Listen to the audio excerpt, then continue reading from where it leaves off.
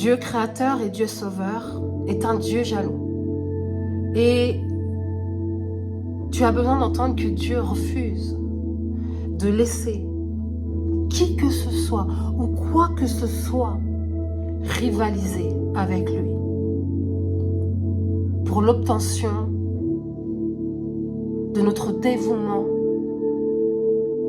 pour lui dans notre service à lui. Il n'accepte pas que des êtres humains se mettent devant lui comme une montagne qui cache le soleil. Et c'est compréhensible parce que dans sa relation avec nous, il exige qu'aucune place ne soit accordée à qui que ce soit et à quoi que ce soit d'autre qui nous empêche d'être en relation avec lui. Et c'est un droit tellement légitime. C'est tellement normal que Dieu demande à la montagne de se pousser, que Dieu demande à des personnes de se taire, que Dieu demande d'arrêter de trafiquer la vérité. Parce qu'il est vérité. Et que toi, en tant que personne, toi, en tant qu'être spirituel, tu reconnais la vérité. Le Saint-Esprit te rend témoignage de la vérité. Tu es donc connecté littéralement à une vérité. Et quand tu reconnais la vérité, quand tu reconnais la voix de Dieu, tu reconnais le chemin à prendre. Quand tu reconnais la vérité et que tout en toi a la chair de poule et que ton esprit te dit « ouais, c'est ça ». C'est ça. J'entends le royaume. J'entends une voix que je n'ai jamais entendue jusqu'à aujourd'hui. J'entends des paroles qui me confirment la vérité dans mon esprit. Et c'est ce que nous ressentons tous lorsque nous rencontrons réellement Dieu.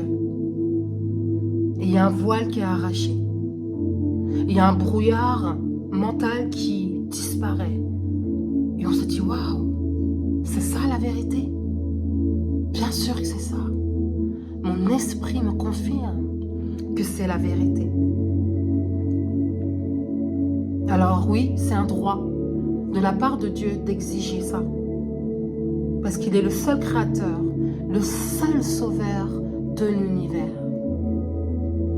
Avant lui, rien n'existait. Et après lui, rien n'existera.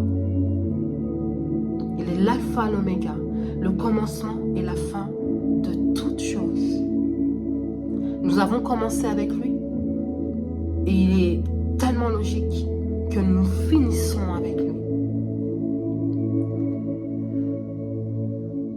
J'espère que pour 2026, vous serez dans une attention et dans une réflexion de revenir à la vérité, de revenir au message central de la vérité, c'est-à-dire un message de vie et non de mort. Pendant que ce monde est en train de perdre tête, en train de perdre pied dans la mort, dans la peur, dans l'illusion, dans les mensonges, dans les calamités, dans de mauvaises histoires comme on a pu en entendre en 2025 concernant les chrétiens, certaines églises, certains pasteurs. J'espère que vous aurez le courage de vous positionner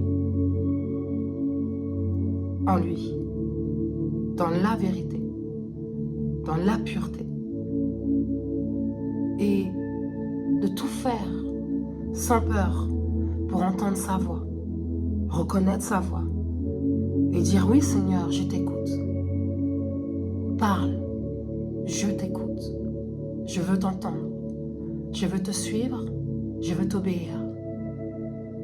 J'ai obéi à tellement d'humains et ça m'a mené nulle part.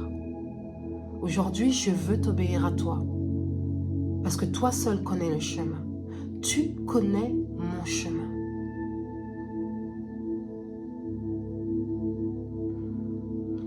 C'est lui qui va te donner tout ce que tu as besoin.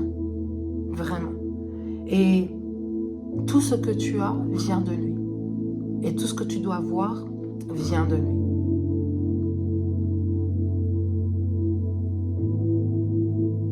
Alors laisse-le guider ton chemin. Laisse-le conduire ta route en 2026. Il n'accorde aucun autre moyen de salut qu'en lui. Qu'on ne te mente pas, qu'on ne t'aveugle pas. Non. Aucune œuvre ne sera prise en compte pour un salut. Tu dois reconnaître publiquement. Tu dois reconnaître Jésus-Christ, ton Seigneur et ton Sauveur. Et c'est comme ça